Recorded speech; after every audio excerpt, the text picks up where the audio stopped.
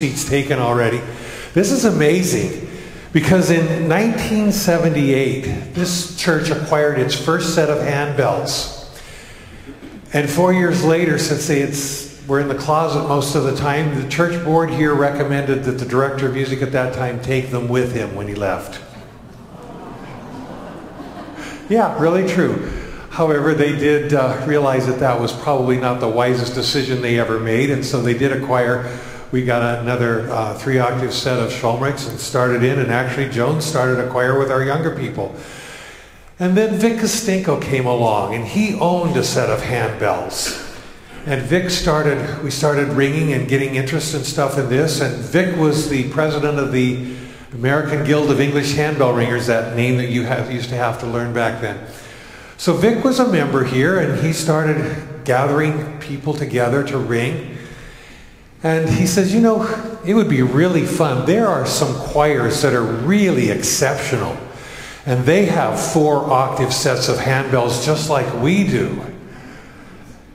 And in fact, Vic had a G2 bell, and we were hot stuff. I mean, G2 now is not, I mean, everybody's got a G2. I mean, that's just no big deal. In fact, one of the bells back here, we have a C. Does one of you ring the big C2 bell? There's the biggest one we've got now. They didn't even make such a thing when we started this 20 years ago. And of course, now we've got them all the way up to C9. You have a C9 right in here. We have 2 of them, I believe. That's for the non-hearing impaired. Well, it was very interesting. So in 1992, Vic invited 4 other choirs from around to come and see if we could put a little festival together of ringing some music that was a little bit exceptional. We invited Bill Griffin, who was over in Columbus, to come over and conduct the first festival. We advertised like mad. We had it in the papers. We sent mailers, and we got 150 people to come and listen. I mean, this is amazing how it's grown. Well, from that point on, we had the festival here for several years. It was an every other year event. And in 2002, we had outgrown the facility. There was no way that we could do this. So for the last 10 years, the Bronze Fest has been all over the country with all of these wonderful choirs. To get into this, you have to be invited.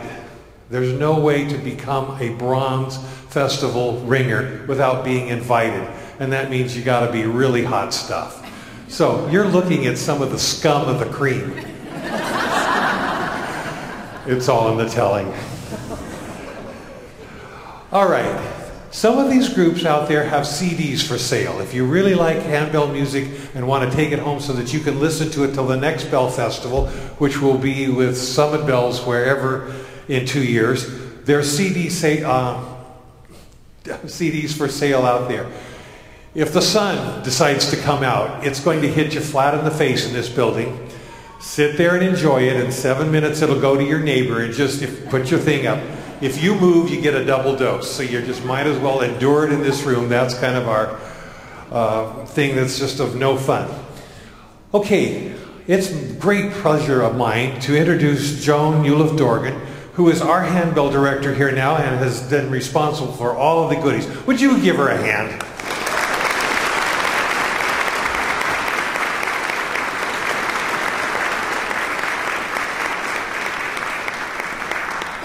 Thank you all so much for coming. We have spent the last 2 days making wonderful music, and it's a great thing to do. But it's always more fun to be able to share it with other people who can enjoy the fruits of our labors.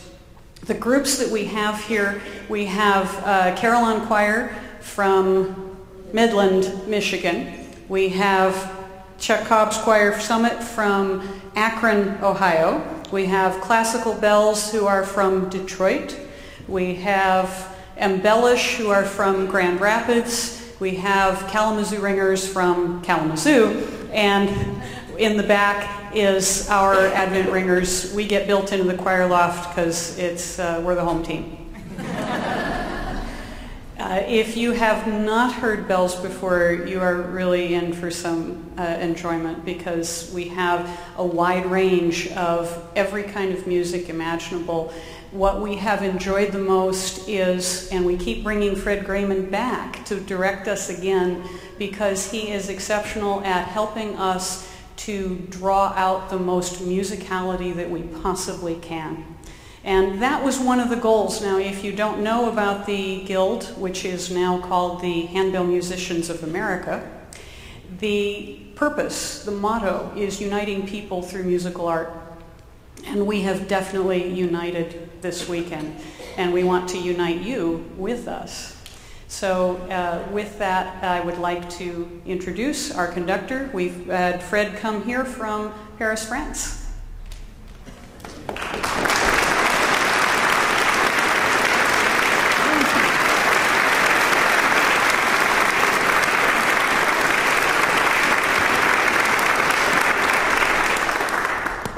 Bonsoir, je voulais vous souhaiter la bienvenue à notre concert. Oh, I'm sorry. Good evening. We're really thrilled that you are here. It has been a glorious 26 hours together. We started yesterday at 2 o'clock. But these are the kind of people that can pull a program together very quickly. They are indeed exceptional. I do a lot of festivals, and this is my favorite one. It's just very, very exciting. We're going to start with a piece which I hope is worthy of this glorious worship space. It's called Fantasy on King's Weston. There are 3 hymns. There is King's Weston, which was written by Vaughan Williams. We sing it to At the Name of Jesus. At the name of Jesus, every knee shall bow. So you'll hear that. Then there's a hymn called Neumark by Georg Neumark, which is, If thou but suffer God to guide thee. And then there's one called Passion Chorale by Hassler, which is, O sacred head now wounded. And near the end you hear all of those 3 melodies combined. So we will perform for you Fantasy on King's Weston by the French composer Fred Grayman.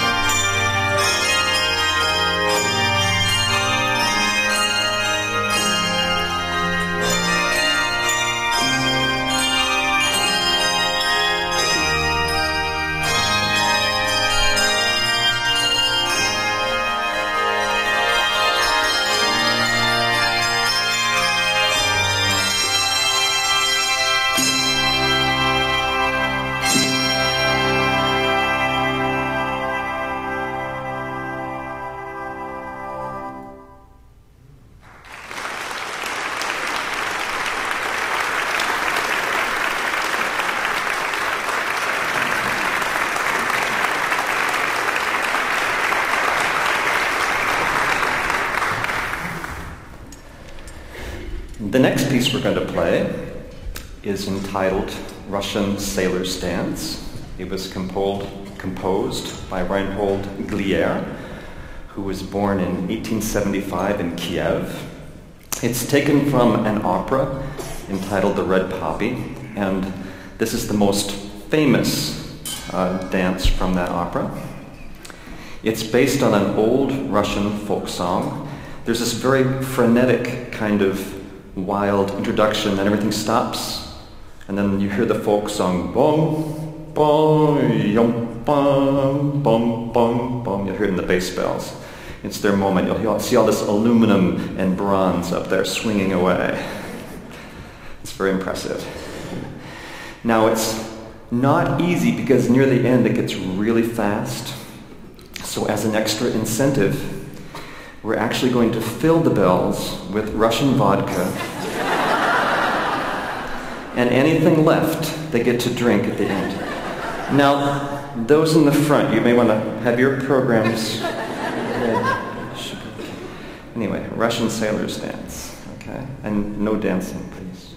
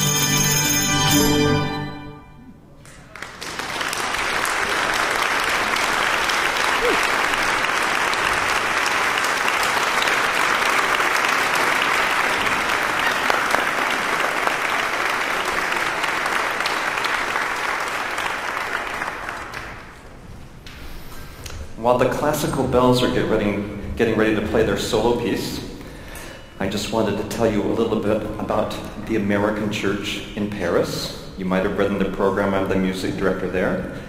I've been there just a short while, 35 years, but I'm getting used to it. It's a very interesting church. If you know Paris, it's right on the river between the Eiffel Tower and Napoleon's tomb. It is the oldest non-governmental American institution outside the United States. And if you come by, I will give you a guided tour. Now, isn't that a deal? So you're more than welcome to stop by. It's a great place, American Church. So the classical bells will be playing Lord of the Dance with the organ.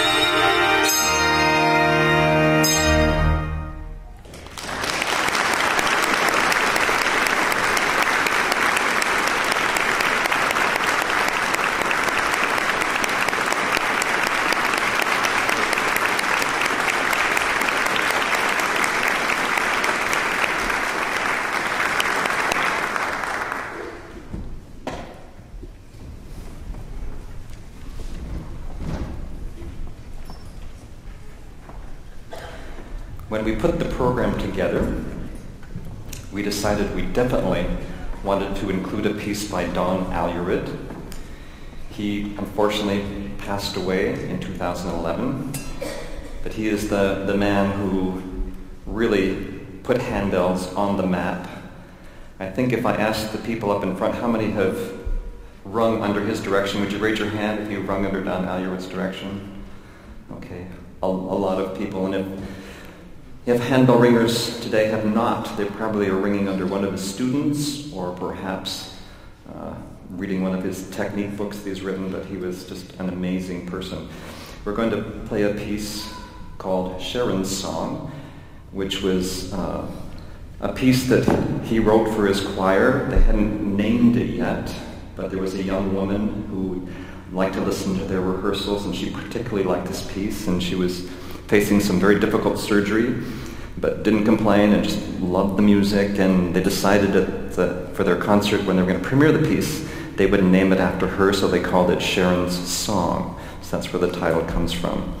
Very beautiful, touching musical piece. So, Sharon's Song by Don Alured.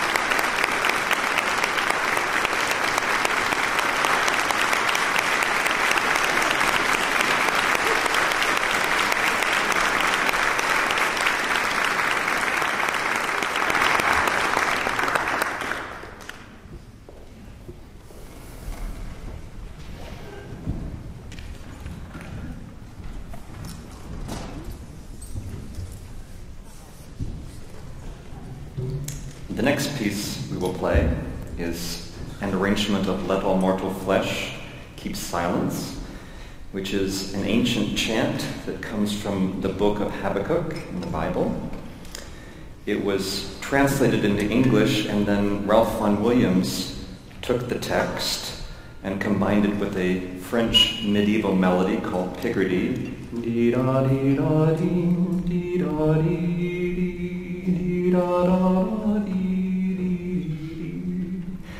This arrangement really plays on the first three lines of the text, let all mortal flesh keep silence, and with fear and trembling stand, ponder nothing earthly minded. There's a lot of different harmonies, a lot of different effects. It's very mysterious, sometimes dark, but then it weaves its way to the last verse where you have the archangels and the cherubim that are at Jesus' feet, at God's feet, and you can almost hear or see the angels flying around with these really fast passages. It's just a gorgeous setting. So, Let All Mortal Flesh, arranged by Kathy Mokelpust.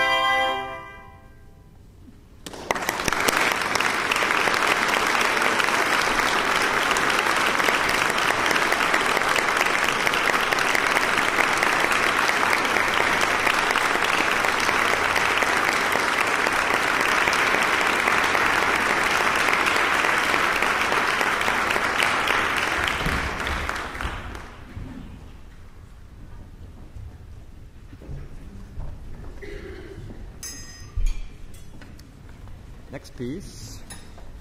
Hello, there we go. Next piece is by Camille Saint-Saëns. In France, we do pronounce the S. It's kind of funny. Saint-Saëns is what they say. He was an interesting person, probably not someone you'd like to compare to your offspring. At the age of 2, they discovered he had perfect pitch. At the age of 3, he could read and write. At the age of 5, he gave his first public performance accompanying a Beethoven violin sonata. At the age of 10, he made his public debut at the Salle Gaveau. It's not me. It's the wrong piece. Yet I shouldn't be standing here. Anyway, don't forget to pronounce the S when you say his name. I'll be back.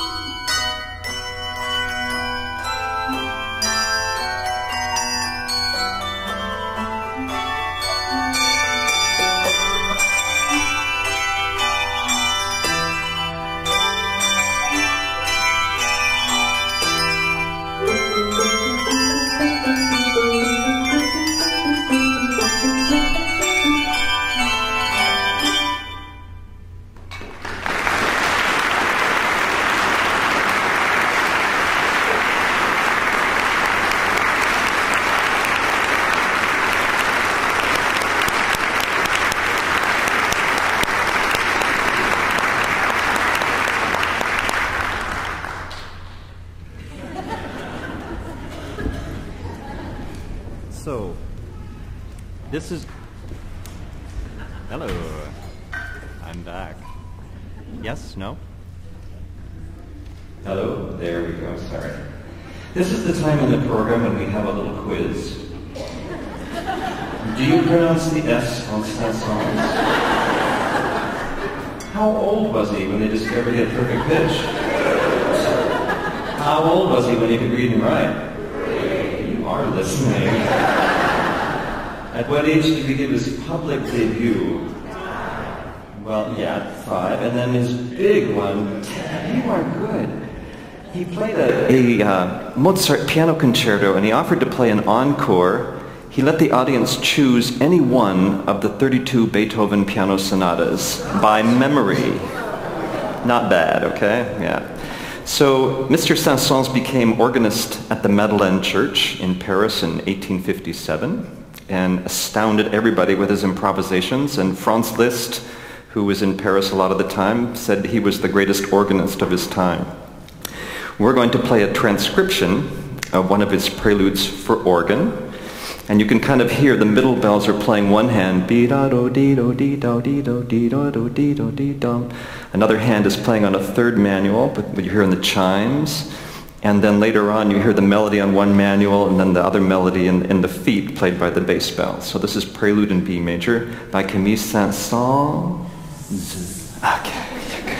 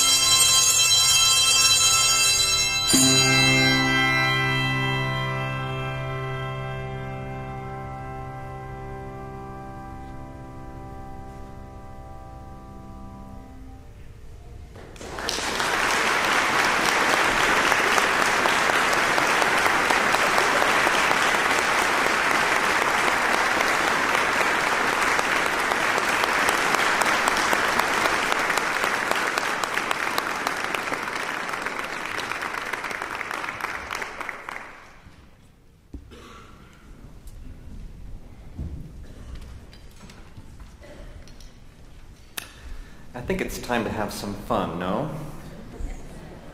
Are you ready? For this, you need to choose a partner. You know the two-step, don't you? Oh, come on. So we're going to play The Easy Winners by Scott Joplin, who needs no introduction. You know his music well. And it's a lot of fun on handbell, so I think you'll enjoy this. Lots of fun.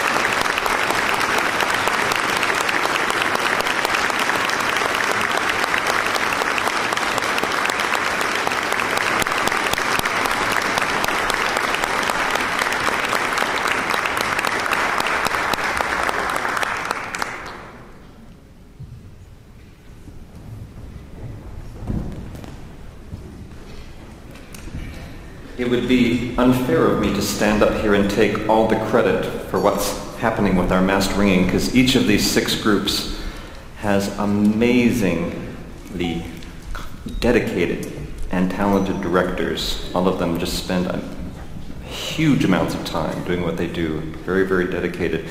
So at the end of the piece, I'm going to ask them all to come down and take a bow with me here, all the directors and myself. The last piece is very special in that it was commissioned by the Kettering Advent Ringers there in the back for this event, for the 20th anniversary of Bronze Fest. It's a piece for handbells and organ called Concerto for Handbells and Organ. What it doesn't say in the program is that it's in Baroque style, which means you're going to hear harmonies that you would normally hear in like Handel or Bach, very beautiful but simple harmonies.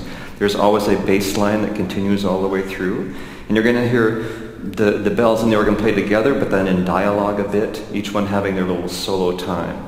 It's a beautiful piece. We hope you will enjoy it. This is kind of the premiere performance, so enjoy this. And once again, thank you for being with us. If you're interested in seeing the bells afterwards, if you don't know bells, I'm sure they'll be glad to show you some. Okay, so you're welcome to come forward and take a look. So, Concerto for Handbells and Organ by Michael Hellman.